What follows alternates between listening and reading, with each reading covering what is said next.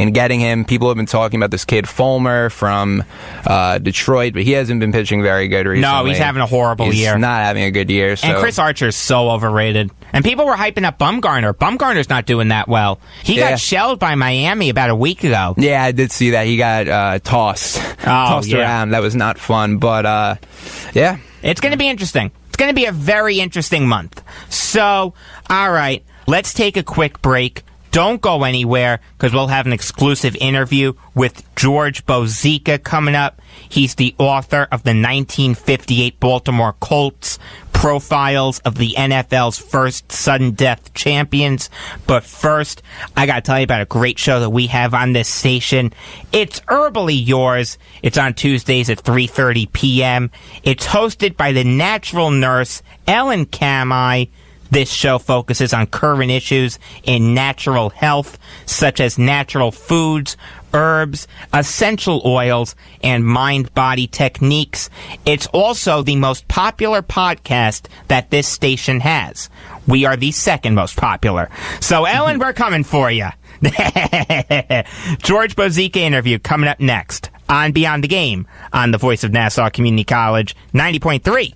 WHPC. Hi, I'm Janelle Hale, founder and CEO of the National Breast Cancer Foundation. Early detection saved my life. It could save yours too.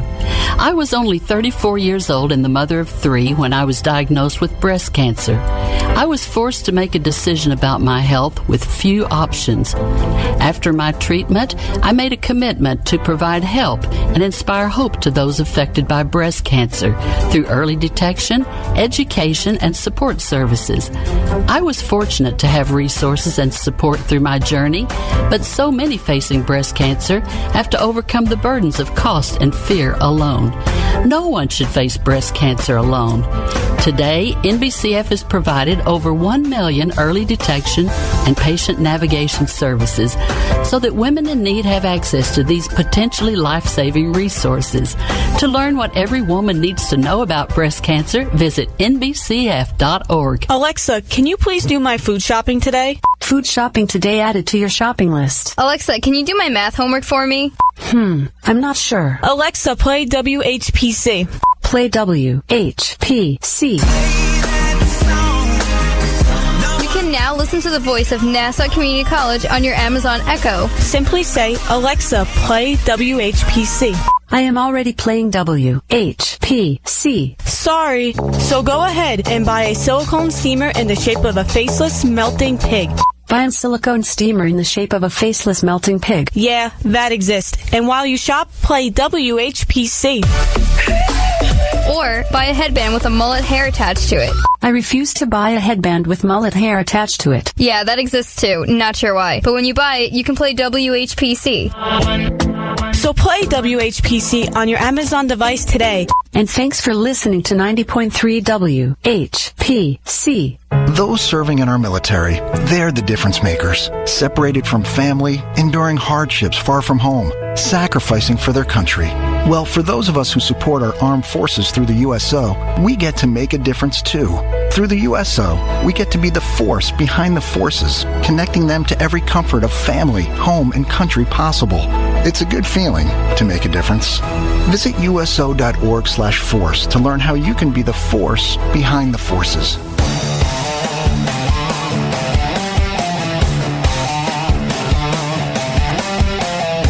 You are listening to Beyond the Game on the Voice of Nassau Community College, 90.3 WHPC. I am Jacob Valk. Sitting across from me, the one and only Joe Ardita, and we are fortunate enough to be joined by George Bozeka, the author of the 1958 Baltimore Colts, Profiles of the NFL's First Sudden Death Champions. George, how are you? I'm good. How are you, Jacob? Doing good. Good. Before we get started, I gotta say that I'm currently reading the first book that you wrote about the Packers, and if this book is even half as good as the book about the Packers, we'll be in good shape, because it is an excellent book. Well, thank you. I appreciate that. All right. And I don't have any weird trivia questions about the Colts like I did about the Packers. All right. Sounds good. So, what can you tell us about Carol Rosenblum? Well, Carol Rosenblum was the owner of the Colts back then. He was very much a player's owner. I mean, he was also a controversial person because he ended up later in his career, he owned the Rams, died under, I guess, what could best be called mysterious circumstances, out on the West Coast, but he was very much a player's coach. He actually came to the Colts at the behest of Burt Bell, who was the commissioner of the NFL at that time, and he was looking for somebody to take over the franchise, and he reached out to Rosenblum because they were old friends, and at first Rosenblum was hesitant, but he stepped to the table, and like I said, he was very much a player's coach. The players really liked him. He would do special things throughout the season for them. I guess the current owner that I could best compare him to would be Eddie DeBartolo with the 49ers, because I know, you always hear how much the 49ers players just love DeBartolo. Well, I think Rosenblum was that same kind of owner. Not to say that he didn't put pressure on his coaches, but, he tried to let the coaches coach, but he also let them know sometimes in subtle and not so subtle ways when he was unhappy, too. But he was definitely an interesting person. Definitely sounds interesting. So can you lay out for us the career of Mr. Weeb Eubank? Weeb Eubank actually started as a high school coach.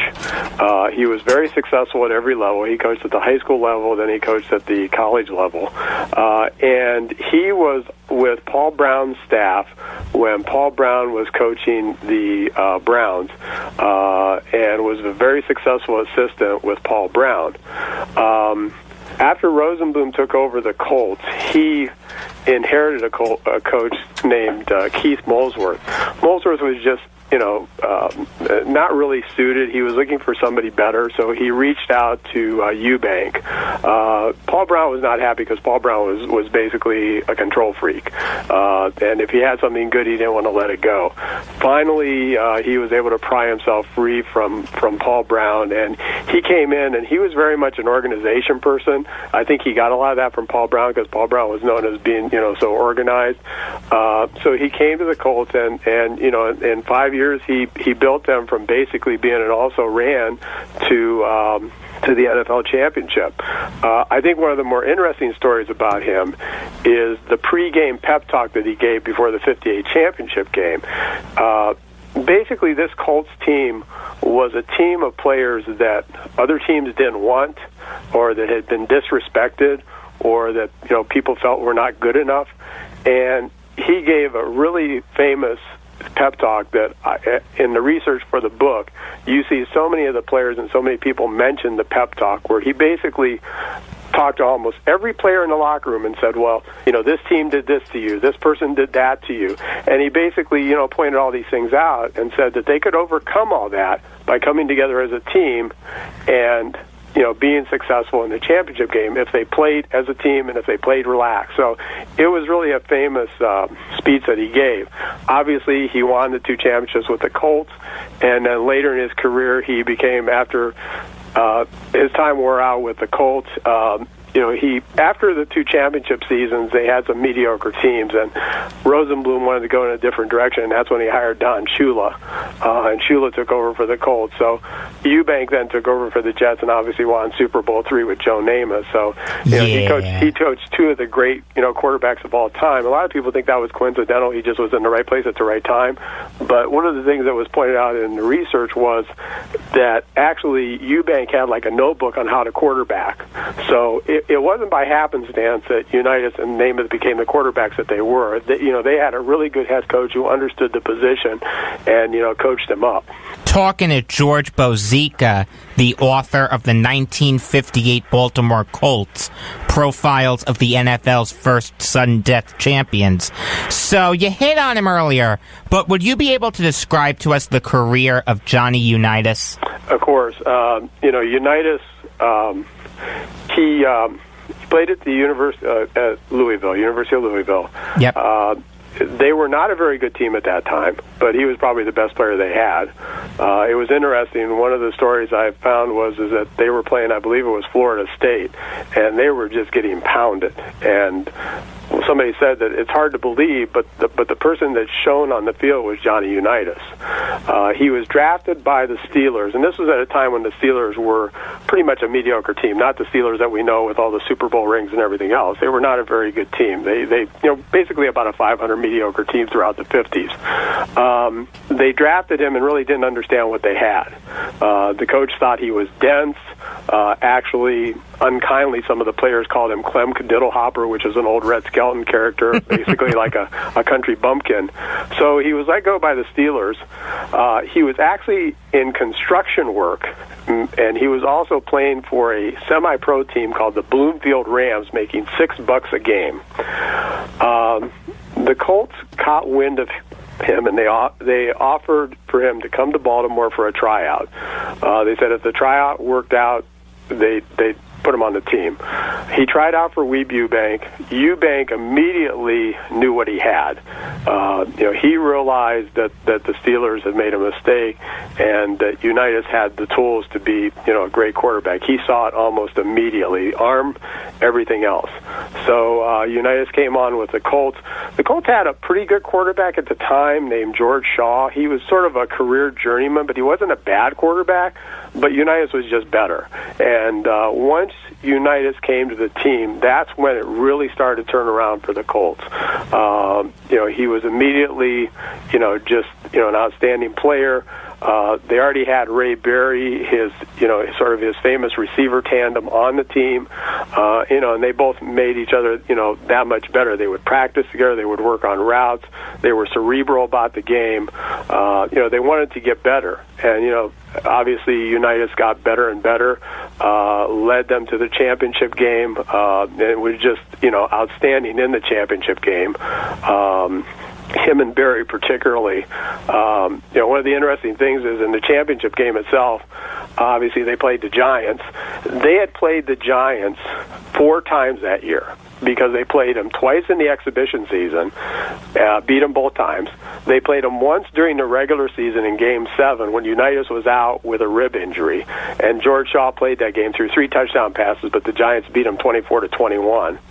And then obviously in the championship game. So these teams knew each other really well. And this wasn't like the exhibition seasons we know now where the starters, barely play. The starters played during the exhibition season back in the 50s, so these guys really knew each other. But in the NFL championship game that year, the Colts had the early lead, then they fell behind 17-14, and the Giants were driving, and it looked like they were going to run the clock out. There was a key third down play. They didn't get a first down.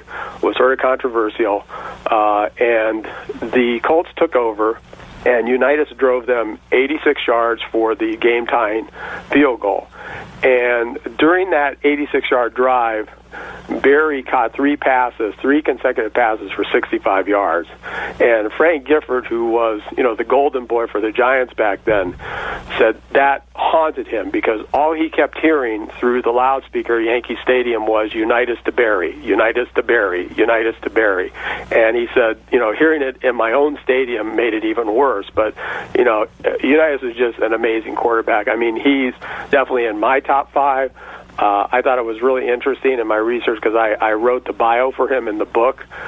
Frank DeFord, the great Sports Illustrated reporter who recently passed away, said that, in so many words, if there was one game that you had to win for the world, Unitas would be the quarterback, and that says a lot. So, yeah, he was just an amazing player. Sounds like he was definitely a football savant, and of course Unitas is definitely one of the greatest to ever play behind center, no doubt about it. So what can you tell us about the Iron Horse, Alan Amici, and his catch against the Giants, since you had mentioned the game previously? Yeah, Amici was actually came from Wisconsin. He played at the University of Wisconsin, Heisman Trophy winner. He became the fullback once he came with the Colts. He was a fullback, obviously. He obviously scored the winning touchdown, the famous photo that everybody sees from behind of him going into the end zone. Amici was, just your classic fullback. And one of the interesting things is that here was a guy who was a Heisman Trophy winner, And he, by all accounts, he was a hard worker, just hard.